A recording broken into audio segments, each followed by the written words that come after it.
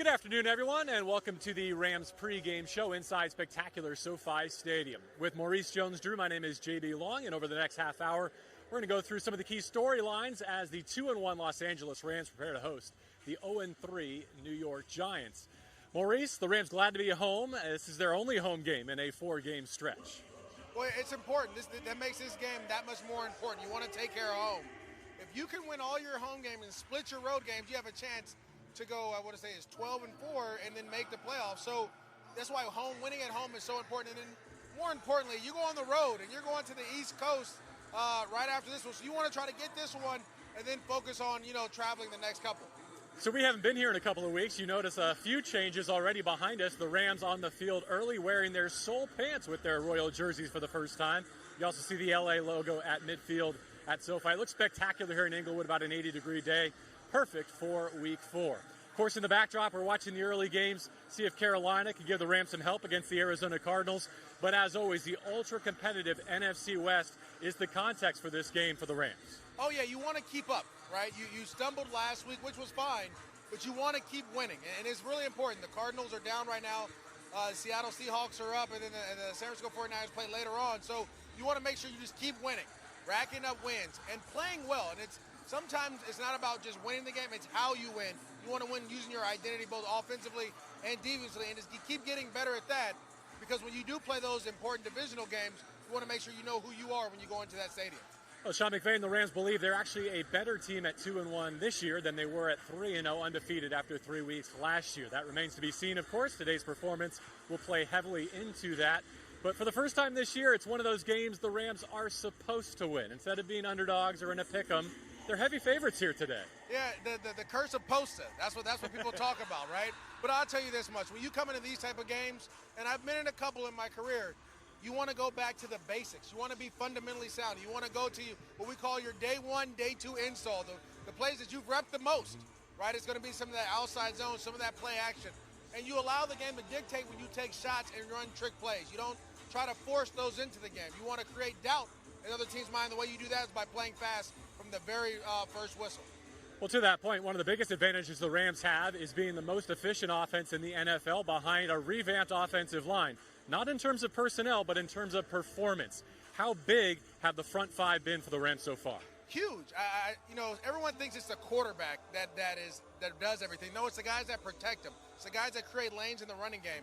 This offensive line last year, so many different combinations of guys playing, but that actually helped for this year, right? So you got guys that go down like Joe Noteboom, and Dan Edwards steps in and is able to make plays for you. And those are the things that you want to continue to do. You want to continue to improve as you go forward. And if guys do fall, you have quality depth behind it. And that's what the Rams didn't have last year. The depth is showing up, and these guys are playing lights out. Can they continue that today? They have a tough task against the Giants front seven. Primary beneficiary last week was Darrell Henderson, who went over 100 yards from scrimmage, had another touchdown. And lo and behold, after 3 weeks, he's the #1 rated running back according to Pro Football Focus. He should lead the way again today with rookie Cam Akers missing a second game with that rib injury. Well, again, this offensive line, they're creating holes. Darrell Henderson, his vision, his explosiveness, his style of run that we saw at Memphis that we didn't see last year starting to show up with more opportunities. Malcolm Brown is playing a huge part in that as well, because when Darrell Henderson comes out, you have that hammer that comes in and continues to wear on this defense, allows this offense to continue to go forward, and you don't have to change your running game. You don't have to run certain plays with certain guys. They all do the same thing, and so this running back by committee has been awesome. But one of the reasons that Darrell Henderson's been ranked #1 is because of the way that offensive line is played. And as long as they can continue to play like that, the Rams will continue to get those type of big explosive plays down the road.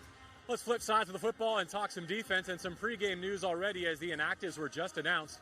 No Jordan Fuller as he continues to nurse that shoulder injury sustained on the second drive of last week's game in Buffalo. So it'll be Taylor Rapp in his stead. And as we send it over to our Super Bowl champion, DeMarco Farr, we'd sure love to see more of that second half Brandon Staley defense here in the first half today, DeMarco. Oh, no doubt. I wish I was a veteran in the locker room with Jordan Fuller. I would say tape an aspirin to it, rub some dirt on it, let's get back on the field. No, but really, Taylor Rapp is an adequate safety. He should be fine today. But like you said, 17 points given up in the first half, that's great. I can live with that. I love the second half defense, giving up less than a touchdown per game in the second half. Now, why is that different? If you look at yards per carry, it's certainly not the rush defense. The Rams need to improve there. The yards per carry pretty much the same from one half to the next. What's changed is takeaways and sacks. Picks and sacks win games for you. It's like the old minor 49er days. That's how you make your money, with picks and sacks. Big interceptions, big-time sacks on third down. Aaron Donald being dominant early in football games will help, but closing out games will be getting the ball out, creating the turnover, and then recovering the turnover. That will tell the story for the Rams defense in today's game and throughout the rest of the season. So opportunistic. Get your hands on as many footballs as you can and get to the quarterback. Make his life miserable. Give the ball back to Jared Goff in the offense, and let's see if they can score with it. All right, thank you, DeMarco. More coming up from you in just a moment. Back with MJD here at midfield. The Giants are without Saquon Barkley, unfortunately done for the year with a torn ACL. That's left the quarterback, Daniel Jones, as the leading rusher on this team, Maurice. Yeah, that's not good, right? Your quarterback, you never want your franchise quarterback to be the leading rusher. They've added some guys. Devontae Freeman should be coming in, trying to use them. Deion Lewis, Wayne Gallman. But, it's tough when you lose Saquon Barkley. I expect the Rams to be able to stop the run because this offensive line has struggled throughout the last couple games. To stop the run with their front four and then be able to get after Daniel Jones again in the passing game. You want to force him to have to throw the ball into tight windows under pressure. That's where he tends to struggle a little bit. And then when the running game, when you get your opportunity to hit him, you have to hit him. You have to tackle him to the ground. Make him continue to pick himself up because that'll weigh on him as the game goes on. Picking up Devontae Freeman and forklifting him like Aaron Donald did last year in Atlanta. Is that what you mean? That's a little bit of history in this matchup. I think it's a little bit of that defense versus offense. But I tell you what, Devontae Freeman has to reinvent himself. He kind of was a free agent, so he has to come out here and play. I don't think we'll see much forklifting, but expect them to try to use those Deion Lewis and Devontae Freeman on those middle linebackers that we've seen the Philadelphia Eagles try to do, as well as the Buffalo Bills. That's going to be a matchup for us to watch. All right, so we already mentioned the Rams are without their rookie starting safety, Jordan Fuller, inactive here today. No Jabril Peppers on the defensive side of the football for New York either. Where do you think Jared Goff and Sean McVay want to attack the Giants on defense? Well, you want to attack that secondary. The secondary is where you get after it. It started on that Monday night against the Pittsburgh Steelers. You could throw the ball on them. You want to do that. I think you try to, with Jabril Peppers being out, they have two young corners playing safeties right now. You want to use Tyler Higbee, that size, that physicalness to go down the field. You want to also use Van Jefferson, Josh Reynolds. You want to get everybody involved in this game and force those guys to use their eyes, the fly sweeps. All those things are going to play huge today, but it's going to be big. Down the middle of the field, I think, is where I think the Rams get their chunks in this game. We've gone too far in this Rams pregame show without mentioning Jared Goff and the week he put together, even in defeat in Buffalo, perhaps his best yet. Oh, my goodness. I mean, throwing the ball off a platform, it wasn't where he's diving and running and jumping. Those are the things you want to see. You don't want to see it as much, but credit to the Buffalo Bills. They were up, and they pinned their ears back and they got their quarterback. But the Rams and Jared Goff responded, and that response was a great step going forward for Jared Goff to grow up. He's growing up as a quarterback. We don't want to see that as much. You don't want to see that today. But I tell you what, when he continues to play like that, when things don't go well, which we've seen in the past, his play went down. When things don't go well and he continues to perform, that tells you that he's getting more and more comfortable. They have the right guys around him, and he's becoming the leader of this team. And I believe today, if he can keep his feet clean and the pocket clean, it could be a big day for him. Certainly is spreading it around to all five of his eligibles. All right, let's continue to show off SoFi Stadium by introducing the fourth member of our team today. Team reporter Serena Morales has more on the contest and specifically Vamos Rams Day. That's right, JB. I'm in section 121 here in the south end zone. And as you mentioned, it is Vamos Rams Day, part of the bigger celebration of Latinx Heritage Month. You mentioned Vamos Rams Day, so I found one of the most famous Latin members of our Rams fans and community, Danny Trejo and his cutout, alongside arguably the best mascot in the NFL, Rampage, an honorary member of Vamos Rams Day. Vamos Rams Day is the theme for today, but we kicked off the celebration yesterday and over the weekend with the Rams' first ever virtual carne asada. Now, in other times, we would obviously get together with a barbecue and eat carne asada together in person. However, the virtual event was great. There were Rams interviews with John Johnson and Van Jefferson. We had Rams legends like Frank Corral join us, as well as Troy and Ricardo, who called the Rams Spanish broadcast game. So it was a great time. For those that are hungry and missed the carne asada, there were more Rams Latinx Heritage Month videos that you can check out on therams.com, including this well-produced video of La Familia that features some of the great Rams legends like Frank Corral, as well as Hall of Fame wide receivers Tom Fear. Now, as far as all the things going on today, I do every single time we are here in SoFi Stadium because it's so beautiful. Want to give all you Rams fans just a taste of what's going on here in SoFi Stadium. I got to check out the team store earlier today. It is 2 stories. There is no other team store like this one. It's beautiful. And say, you can get your Aaron Donald jersey and your Cooper Kupp jersey, but you can also customize your very own in both Bone and Rams Royal. I'm so excited for y'all to check that out when the time comes. But in the meantime, we should get back to today's game. Vamos Rams, guys. All right, Serena, thank you for leading us to some matchups to watch here as we count down to kickoff in Week 4 between the New York Giants and the Los Angeles Rams as they continue their march through the NFC East Division. Evan Engram is arguably the most dynamic threat in the passing game for these Giants, but they've struggled to find him down the seam. They have not really found him beyond 10 yards downfield. Who do you expect from the Rams to match up with him and try and take him away? Well, I think it's going to be John Johnson III, and this is going to be an opportunity for you to show your worth to this team. Evan Ingram's not a tight end. Let's just put that out there right now. He is a receiver. He's big, but he's fast, 4'3". So they're not going to put him in there to inline block and those type of things. They're going to motion him outside, and it's going to be your job to try to shut him down. Now, he's shown up big. Pick last week, kind of started the comeback. And so this is another opportunity for you to showcase your abilities for the league. He's in a contract year. He's playing well. Can you be that guy on this defense that can shut down tight ends and continue to play well? Along the Giants' offensive line, they've got an inexperienced converted tackle, Nick Gates, playing center. That seems like a recipe for disaster against Aaron Donald, who leads the league in pressures. I think everybody on this offensive line is going to have issues with Aaron Donald. Even their best offensive lineman, Will Hernandez, I feel like is going to be. Now, their rookie left tackle's played well. He's done a good job. But anyone that goes against Aaron Donald, I think, is going to struggle because they're all new. They don't know how to communicate. They're still learning on the fly. And if you put Aaron Donald anywhere on the line of scrimmage, if it's at center, if it's at end, wherever it may be, or over the center at end, he has the matchup is in his favor. So the question is, it's the other guys around him who's going to take advantage of that. Is it going to be Obo Oronquo? Is it going to be Samson Ebukam? Is it going to be Leonard Floyd, Michael Brockers, Sebastian Joseph Day, Morgan Fox? Someone else has to step up because this offensive line has opportunities today when you get in the 3rd and long to get to Daniel Jones. Or maybe Justin Hollins, who came over from Denver after the preseason, has seen his snaps go up in each of the last couple of weeks. Might he be the answer along the edge until Terrell Lewis, the rookie from Alabama, can join these Rams? I've got my eye on Cooper Kupp today in the slot against former UCLA Bruin Darnay Holmes. There's problems in this secondary, okay? New York has signed a member of their practice squad. They signed a member of the Raiders practice squad trying to bolster their coverage. But right now it's an issue, and the Rams are poised to take advantage. No question.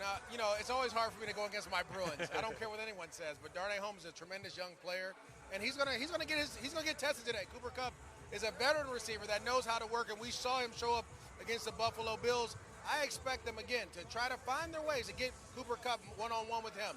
Robert Woods, other guys to get going. But you know what? If Cooper Kupp has a day like he did last week, it's going to be a long day for this Giants team as a whole. Let's get it back to DeMarco. DeFar, what matchup do you have your eye on between the Giants and the Rams? Well, I got a couple, JB. Number one, Sam Sloman and the kickoff team against their kickoff return team. You cannot gift field position to any football team like you did in Buffalo. I mean, I think at the end of the year, when you realize that Josh Allen is an MVP candidate and you gave him a short field, you're going to really kick yourself. You can't do that against anybody, especially against New York. The other matchup, and the guy we don't talk enough about, is actually Blake Martinez in New York. He's one of those guys. He will make every single play in the run game if you let him. So it's up to Austin Blythe to mirror him. Edwards has a tough day with Dexter Lawrence, and look out for Leonard Williams. He's a tough guy. He's sneaky. He's got 2 sacks on the year. So whoever he lines up on, Corbett or Everett or Edwards in a passing situation is going to have your hands full. Those are big bulldozers up front. It's up to Sean McVay not to get into a nose-to-nose battle, make them go side to side, make them sing for their supper. But in obvious passing downs, this will be the matchup to watch. So it will be a tough day, but it has to start with the kickoff team. Pin them deep, make them go the length of the field. We should see some sacks. Let's go to Serena. All right, DeFar. I just a moment ago saw the assistant head coach and linebackers coach, Joe Barry, who looked up at me, pointed to his shoulder, and he was like, let's go. And that's exactly why I am going all heads on for this defense. One, because Joe Barry has the confidence that I think we all need going into this Giants game. We're expected to get the win, but we're expecting to be aggressive again under Brandon Staley's defense. And 2, because we know what Aaron Donald loves to do. He loves himself a quarterback, and he loves guys who used to play for the Falcons, and we know how aggressive he can be in all instances. So I'm going to keep my eye on in this entire defense. While there's no Jordan Fuller in the game, I am looking for this defense as a whole to be very aggressive and not give up any points against the New York Giants. All right, Serena, thank you for the commentary on the defense there. And why don't we play off of that with an around-the-horn series of predictions for today's game. As you're probably well aware, the junior varsity team for the San Francisco 49ers, with half of their roster seemingly on injured reserve, went to the Meadowlands and beat these Giants 36-9 last week. So, for our narrative, not inside that locker room, but for us, why don't the Rams play the Niners this week, right? Like, why wait for week 6? Play them today. Can you outperform 36-9?